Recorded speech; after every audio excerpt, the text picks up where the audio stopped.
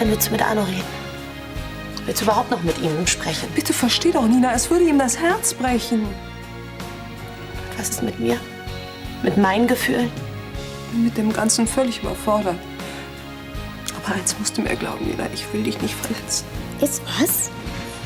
Jetzt tu doch nicht so, als wenn du es noch nicht gemerkt hättest. Was denn? Uli ist in dich verliebt. Also, was haben sie dir für einen Job angeboten? Oh, nichts Besonderes. Ein Job halt. Hauptsache, du hast einen. Ich liebe dich auch. Aber auf Dauer komme ich nicht damit klar, dass du uns beide liebst. Ich rede mit Arno, noch heute versprochen. Das reicht nicht. Du musst dich entscheiden. Entweder Arno oder ich.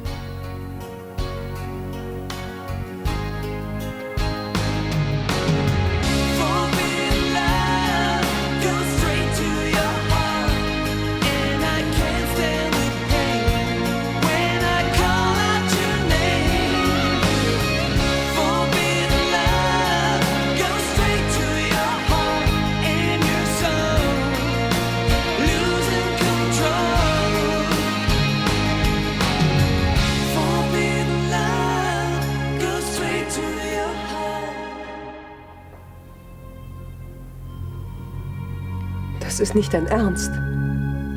Früher oder später musst du dich für einen von uns beiden entscheiden. Warum nicht jetzt? Nina, versteh doch, ich habe Arno gerade mein Ja-Wort gegeben. Wenn ich ihm jetzt alles sage, das hat Arno nicht verdient. Aber dass du ihn anlügst, das hat er verdient. Nina, bitte, du musst mir noch ein bisschen Zeit lassen. Tut mir leid. Ich halte diese Ungewissheit nicht mehr aus. Nina! Gibt es denn nicht noch einen anderen Weg? Entweder du entscheidest dich oder...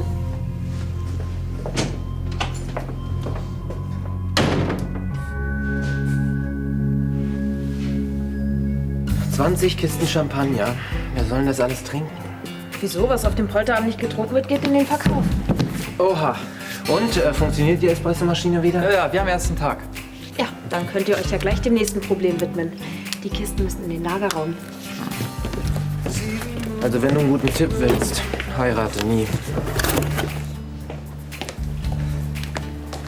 So, Oh, nee, wer soll das denn alles essen? Was du nicht schaffst, lässt du einfach stehen. Danke. Guten Appetit. Oh, Kundschaft, entschuldige bitte. Na, Liebe geht durch den Magen, was? Jetzt hör doch endlich auf mit dem Mist.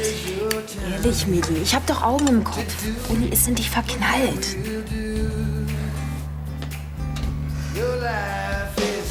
Na, was habe ich gesagt? Das kann doch alles bedeuten. Also auch, dass er verliebt ist. Ja, auch das. Noch eine bitte. Dein Typ wird verlangt.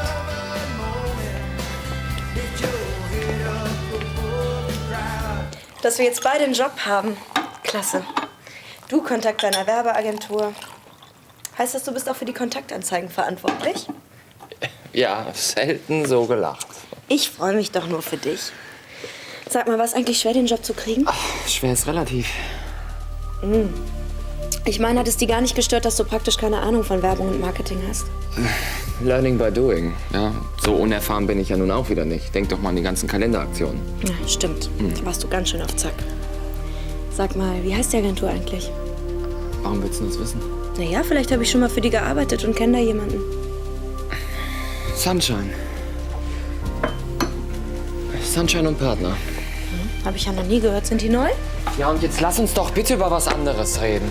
Patrick, was ist denn los? Du verstehst keinen Spaß mehr, fährst mich an. Jackie, es tut mir leid. Ich wollte dich nicht anfangen. Es tut mir leid. Schon gut. Und wenn du denkst, dass du es nicht schaffst, ich bin für dich da. Danke. Oh, ich schaff das schon. Mist, ausgerechnet jetzt, wo ich zum Mathe-Lernen verabredet bin. Warte, vielleicht lässt sich auf die Schnelle noch was machen. Vorsicht!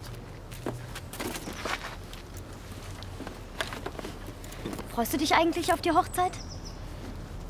Du hast also doch ein Problem damit. Ich muss in der Kirche bestimmt heulen, vor Freude. Ist doch toll, wenn zwei Menschen sich finden, die zusammengehören. Ja. Noch toller wäre es allerdings, wenn mir das auch mal passieren würde. Das passiert dir bestimmt noch. Millie, ich... Ja? Tut mir leid, damit kannst du nicht mehr fahren. Am besten lässt es hier stehen und ich kümmere mich dann morgen drum. Wenn es über Nacht geklaut wird? Nichts gegen dein Rad, aber es ist nicht mehr das neueste Modell und es hat einen Ja, Slappfisch. schon überzeugt. So. Und damit du doch noch pünktlich bist, fahre ich dich.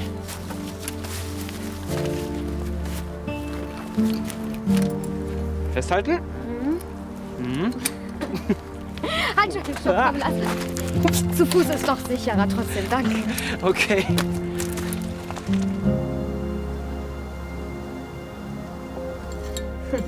Die Einladungskarten für den Polterabend habe ich selbst entworfen. Ja, Sie meinen, sie hat sie selbst in den Briefkasten geworfen. Kann mir mal einer sagen, warum ich so jemanden heirate? Weil ich charmant bin und geistreich und weil ich die Champagnerkisten in den Lagerraum geschleppt habe. Und, Danke, so viel wollten wir gar nicht wissen. Champagner zum Polterabend. Nobel, nobel. Ja, klar. Schließlich heirate ich nur einmal. Und alles muss perfekt sein. Ach, deshalb habe ich auch eine Bitte. Kannst du mir nicht beim Aussuchen des Brautkleides helfen?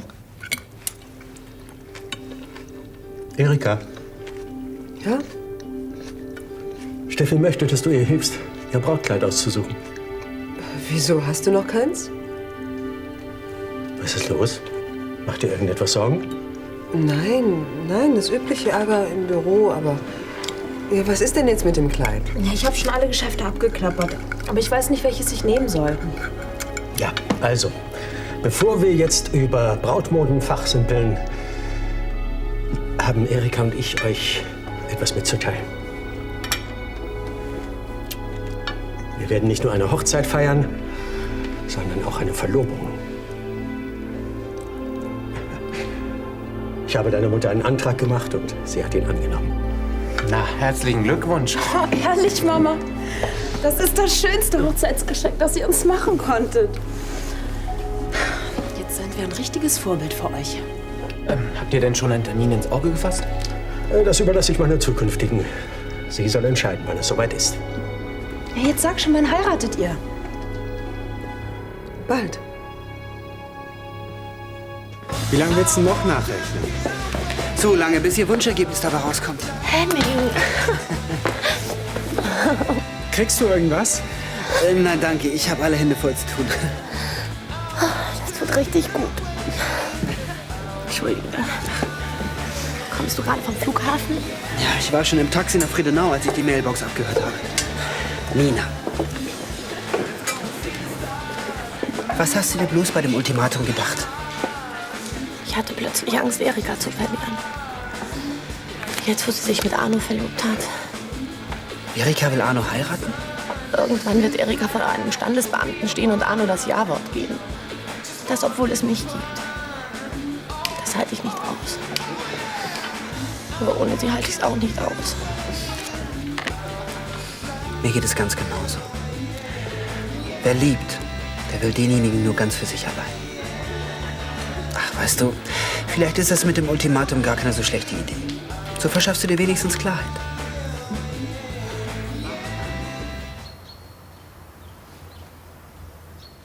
Hi, Jackie. Morgen, Kathi. Hast du schon mit deiner Mutter telefoniert? Wie geht's ihr? Ja, ganz gut. Morgen kann sie wahrscheinlich aus dem Krankenhaus wieder raus. Wenn du sie besuchst, bestelle ich schon eine Größe von mir, ja? Hast du schon was von Gero gehört? Nein. Jackie, was ist denn bloß los? Mama nimmt Schlaftabletten, Gero Koks. Komm, das wird schon wieder. Ja, hoffentlich. Ich muss in die Schule. Tschüss. Tschüss.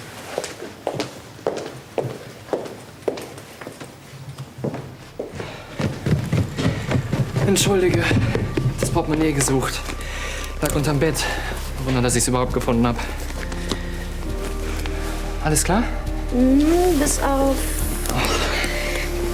So, jetzt halt doch mal still. Jetzt kannst du dich sehen lassen. Dann wollen wir mal. Ich bin schon ganz gespannt, wie der Laden aussieht. Du willst mit in die Agentur? Na klar, ich fahr dich hin. Ist doch dein erster Arbeitstag. Jackie, deswegen bin ich doch nervös genug. Wenn du mitkommst, wird's nur noch schlimmer. Dann eben nicht. Wenn ich mich eingelebt habe, dann nehme ich dich mit. Hm? Versprochen. Okay. Ich Ich will schließlich nicht schuld dran sein, wenn irgendwas schief läuft. Jetzt, wo du endlich was gefunden hast, was dir Spaß macht. Ja, der Bus wartet nicht. Tschüss. Viel Glück.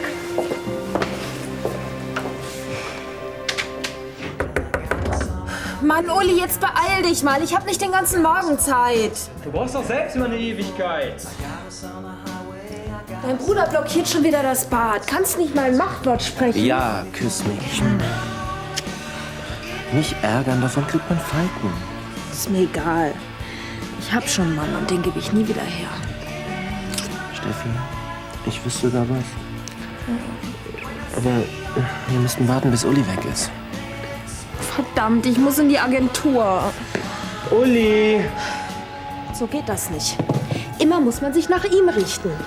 Also heute tust du ausnahmsweise mal Unrecht. Wieso? Er muss nur in die Schule und hat massenhaft Zeit. Ich? Uli hat heute eine gute Tat vollbracht. Er war früh schon für Milli unterwegs. Er hat ihr Fahrrad abgeholt und den Schlauch repariert. Zu was ihr Männer doch fähig seid, wenn ihr verliebt seid. Uli würde Milli auch helfen, ohne in sie verliebt zu sein. Und abgesehen davon, wer sagt dir, dass es wirklich so ist? Anscheinend bin ich die Einzige, die ihr Augen im Kopf hat. Milli wollte mir das auch nicht glauben. Du hast mit Milli darüber gesprochen? Ja klar, sie ist doch meine Schwester. Was hast du ihr erzählt? Naja, dass du in sie verliebt bist eben. Sag mal, bist du wahnsinnig? Du kannst doch nicht irgendeinen Blödsinn in die Welt setzen, nur damit du was zum Quatschen hast. Ich hab's doch nur gut gemacht. Jetzt hör doch auf. Patrick, gut siehst du aus. Dennis. Wo hast du denn diesen Kommunionsanzug her? Komm, ich lade dich auf einen Kaffee ein. Solange er die Klappe hält, kann er gerne hier sitzen bleiben. Es sei denn, er geht dir auf den Keks. Nee, ich bin für jede Ablenkung dankbar. Ablenkung? Wovon? Meinen neuen Job in der Werbeagentur. Klasse. Was? Wie hast du den denn gekriegt? Das würde mich auch interessieren. Leute, die Geschichte ist erfunden. Jackie arbeitet doch für dieses Fotoarchiv. Das läuft sehr gut. Bei mir passiert überhaupt nichts. Mann, Patte, du hast sie doch nicht alle. Was ist denn, wenn Jackie dahinter kommt? Bis dahin habe ich einen neuen Job. Und wenn sie dich in der Zwischenzeit hier rumhängen sieht? Ziemlich unwahrscheinlich. Jackie hat so viel zu tun, die setzt hier tagsüber keinen Fuß rein. Wetten das doch? Sag mal, was machst du denn hier? Jackie.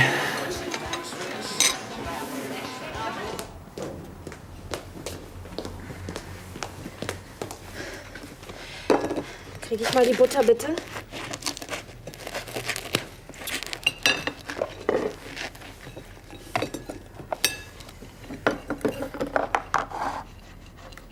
Mann, Uli, ich hab's echt nur gut gemeint. Das sagst du immer, wenn du Mist baust. Aber Milli und Zwischen uns läuft nichts. Und wenn du noch mal was anderes behauptest, dann plauder ich mal über dein Privatleben. Weißt du was? Du kannst mich mal.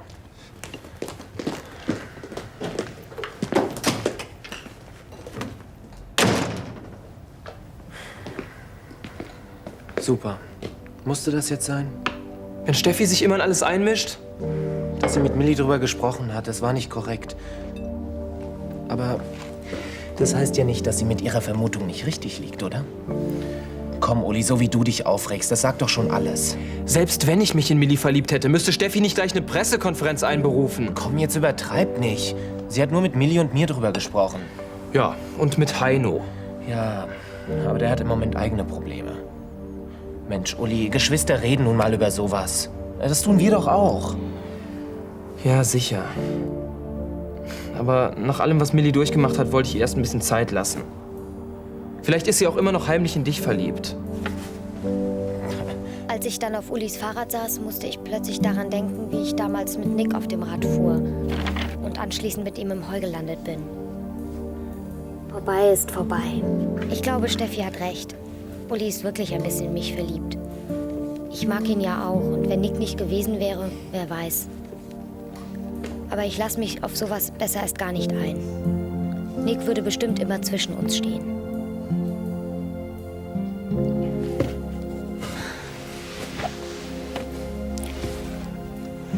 Jedenfalls ist Uli im Moment der beste Freund, den ich habe.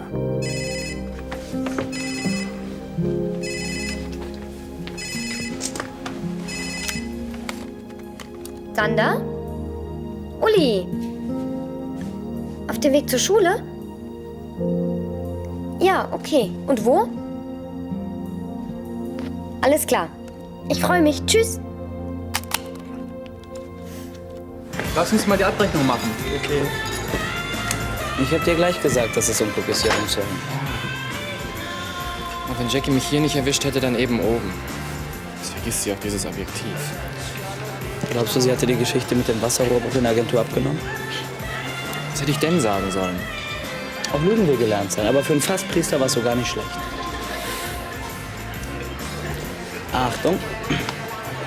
Was ist jetzt? Zeigst du mir die Agentur oder nicht? Jackie, was willst du denn da? Der Laden steht vollkommen unter Wasser. Ausgerechnet an deinem ersten Arbeitstag. Wo du so aufgeregt bist, dass ich nicht mitkommen soll. So Fälle gibt es.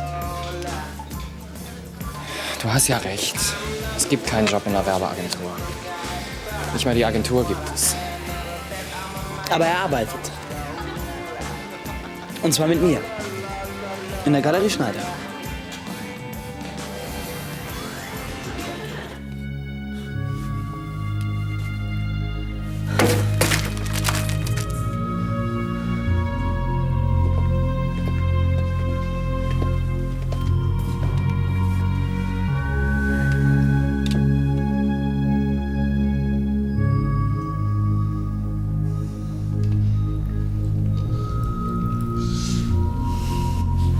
Ich hab's nicht mehr ausgehalten.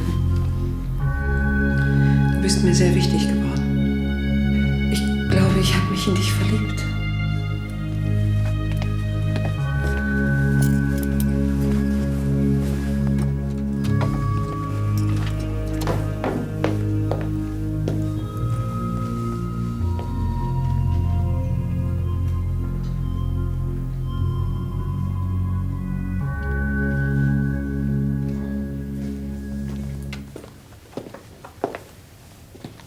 Was machst du denn da? Erika, Was hast du vor? ein zweites Frühstück für die First Lady. Wie komme ich denn zu der Ehre? Wenn wir verheiratet sind, gibt es das jeden Tag. Du, Vorsicht mit leichtsinnigen Versprechungen. Ich könnte dich beim Wort nehmen. Arno Brandner, du bist ja gar nicht wiederzuerkennen. Ist es ein Wunder? Hast mich zum glücklichen Menschen auf der Welt gemacht. Habe ich dir heute schon gesagt, dass ich dich liebe? Nein. Ich liebe dich. Ach, Arno. Hey, lass was von mir übrig. Ich freue mich nur so. Das ist alles. Trotzdem sollten wir das Tagesgeschäft nicht aus den Augen verlieren. Steffi hat angerufen. Sie wollte sicher gehen, dass wir auch den Termin auf dem Standesamt ja nicht versäumen. Schon wieder. Und du isst nichts? Nein, danke, ich habe gefrühstückt. Soll ich dir was sagen? Ich bin wahnsinnig aufgeregt. Dabei bist du doch als Brautvater ein alter Hase. Also dein Phlegma möchte ich haben. Es ist deine Tochter, die heiratet. Andere Mütter wären aus dem Häuschen. Steffi ist aufgeregt, du sagst, du bist aufgeregt. Da muss doch einer den Überblick bewahren, oder? Du hast recht. Wie immer. Arno, danke für die Überraschung. Und danke, dass du so bist, wie du bist. Ich liebe dich.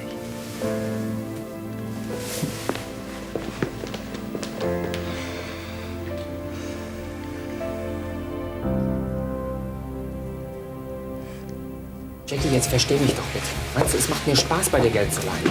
Warum hast du mich belogen? Wundert dich das, so wie du reagierst?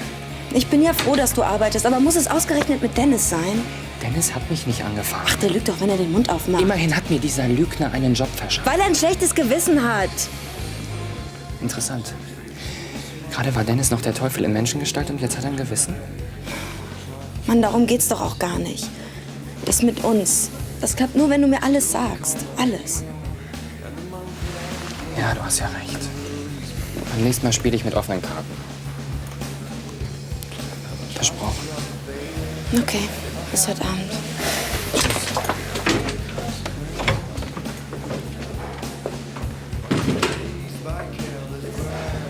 Und? Hat sie sich abgeregt? Danke für deine Hilfe. Es war mir ein Vergnügen. Mensch, das könnte ich auch sagen. Jetzt mach dir mal keinen Kopf. Es ist doch alles gut gegangen. Weil ich schon wieder gelogen habe. Im Job bei Charlie Schneider. Wart's mal ab. Ich soll dir schöne Grüße von meiner Mutter ausrichten. Sie braucht dringend Fotos von Nick. Wofür? Um sich an seinen Anblick zu gewöhnen? Nein, für die Hochzeitszeitung. Dafür braucht sie die Fotos. Und am besten in allen Lebenslagen. Als Kind, Baby, du weißt schon. Gut, ich kümmere mich drum. Ist irgendwas? Nee, was soll sein? Bist du so still? Man muss doch nicht immer reden, oder? Nein, natürlich nicht, wenn du nicht willst.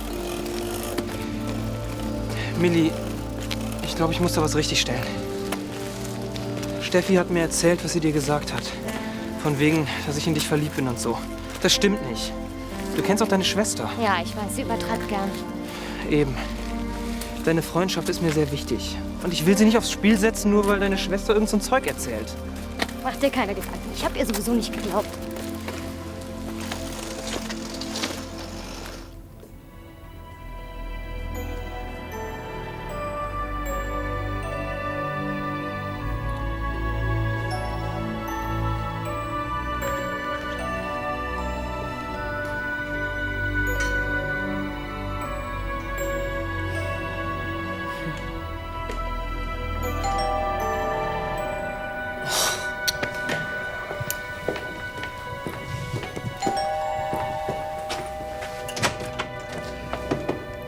Nina, wie siehst du denn aus? Ist Arno da? Nein. Kann ich mit dir reden? Komm rein.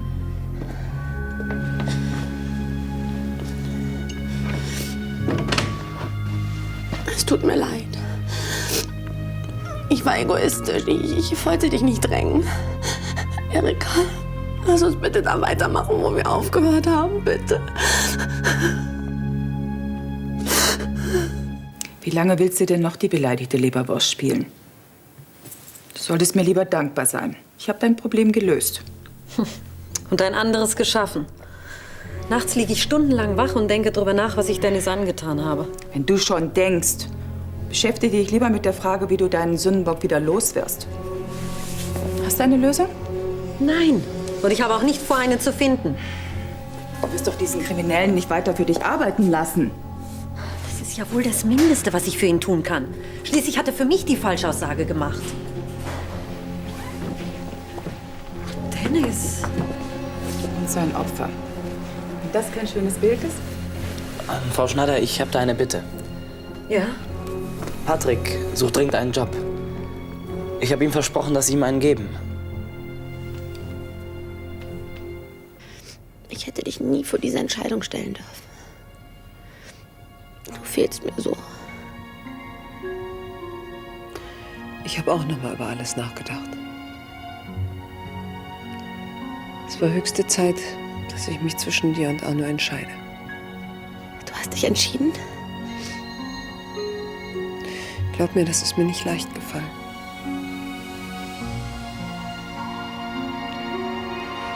Ich bleibe bei Arno.